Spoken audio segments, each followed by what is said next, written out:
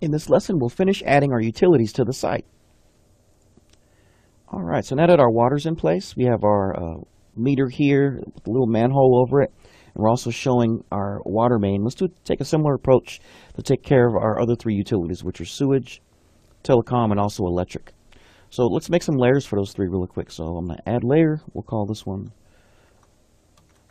sewer main. I want this to be the gray color. And I want this to be not a continuous line, but I want this to be like maybe some kind of dashed line here. Perfect. So we'll make that my current layer.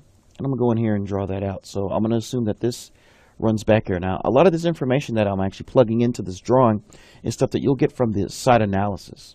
And that's where you'll actually draw your site plan from, because you'll get information about everything under the sun regarding your site. So, but for our purposes, it's really about principle and making sure that you know to have these elements and to show them graphically in your site plan. But you'll have a more solid understanding of how this is once you conduct an actual site analysis. But it's mainly just making sure that we show that these elements. So we have our sewer main in place, but now we need to do the manhole cover for our sewer. So I'm going to add a layer for that. And since we're here, we'll finish out the rest of the layers. So we'll say sewer manhole. Keep that the same, but I want it to be continuous because I'm just drawing a circle. And while we're here, we'll go ahead and add electric. We'll keep that continuous because we're adding a circle for, or actually a rectangle for the transformer box as well as for our meter. We have one more to add here, and that'll be our telecom layer. So we'll go in there and type in telecom. Same color, same line type.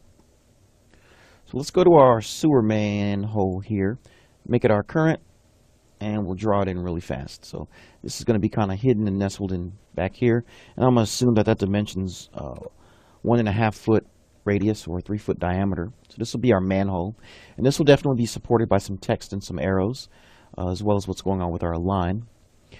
But now we need to add our telecom. So I'm going to go to telecom here, grab a circle, and we're going to do one on this side of the alley, or the yard actually. We'll say 6 inches, and we'll copy that over, and we'll assume they have one going there as well. So we have one more to add, and that's going to be our electric transformer. So I'm going to go to transformer or electric, and I'm just going to use rectangles to get this accomplished. And I'm going to put this somewhere right about here. We'll kind of hide that near our trees as well. And again, this will be supported by text as well. So I'll have an arrow saying, transformer. So we're not done yet. We've got one more thing to add, and that's going to be our meter. We added our meter here for our water. So let's do the same for our electric. So I'm going to go with rectangle to get that accomplished. I'm going to keep these fairly simple. There's a lot of ways that you can draw these graphically, but these again are going to be supported with some text. So I'm going to keep it simple so it doesn't distract from what I'm trying to communicate here. So we have our meter. I'm just going to move that closer to our building. And we now have pretty much everything we need as far as for our utilities here. So we have electric, water, sewage, telecom. So we're in good shape. So in the next lesson, we'll begin enforcing a lot of these graphics with some text and also some parking details for our neighbor's area here, just so whoever's looking at the site plan knows exactly what's going on. So I'll see you in the next lesson.